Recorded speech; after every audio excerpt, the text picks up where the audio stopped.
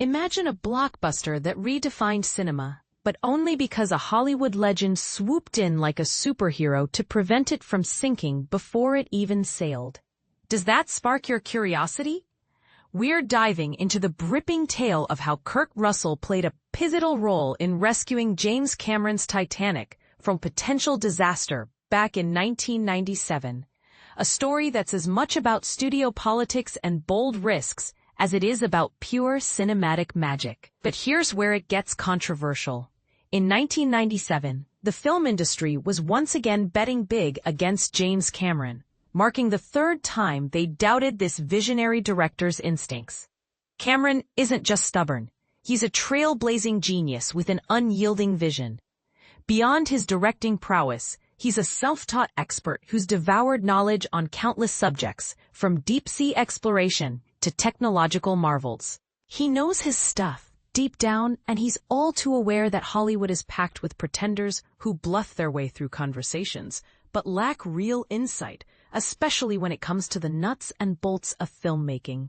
This combo of brilliance and confidence often rubs studio execs the wrong way, especially since Cameron's projects demand massive budgets that can spiral out of control. Picture heated arguments over overruns, where executives aren't just worrying about money. They're secretly rooting for Cameron to flop, fearing it might cost them their jobs.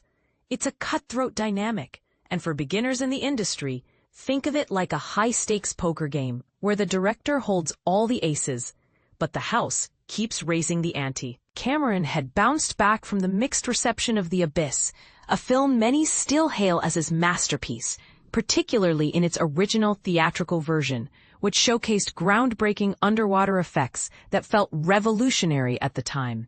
From there he struck gold with the exorbitantly expensive Terminator 2, Judgment Day, and True Lies, earning him the clout to swing for the fences with Titanic, then the priciest movie ever made. 20th Century Fox took the leap, but as production dragged on, they played it safe by offloading domestic distribution rights to Paramount. Was this a catastrophic blunder? That's a debate for another day. But in spring 1997, Cameron found himself navigating icy waters with two studios growing increasingly skeptical. Enter Kurt Russell, the action star with a knack for spotting gold. Titanic was originally set for release on July 2, 1997, but Cameron needed extra time to polish the visual effects.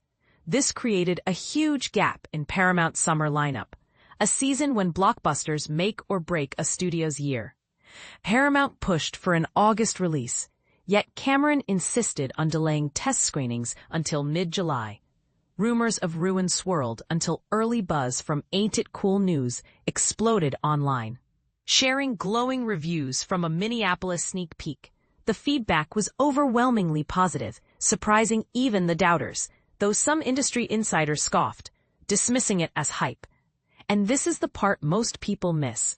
Earlier that year at ShoWest, the big annual expo for theater owners, where studios showcase upcoming films, Paramount unveiled an unusually epic 4-minute trailer. They had initially cut a snappier 90-second action teaser, but producer John Landau pushed for this longer version to highlight the movie's grandeur, romance, and scale. Theater exhibitors were impressed, but Kurt Russell? He was over the moon.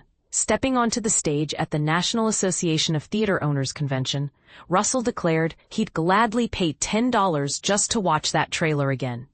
His enthusiasm was infectious, convincing multiplex chains nationwide to screen the full 4-minute clip in their theaters all summer long.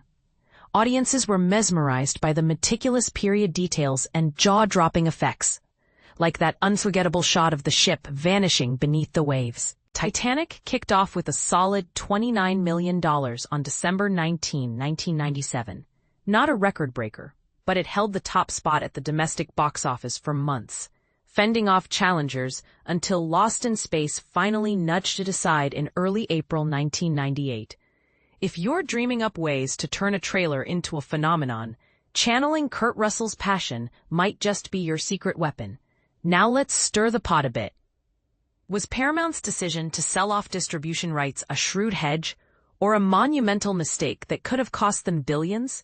And what if Cameron's genius label is just code for reckless spending, After all, not every expensive gamble pays off. Do you think studio execs' resentment toward maverick directors like Cameron stifles creativity? Or does it keep budgets in check? Share your thoughts in the comments. Do you agree that Kurt Russell's endorsement was the lifeline Titanic needed? Or is there a counterpoint you've seen in other Hollywood tales? We'd love to hear your take.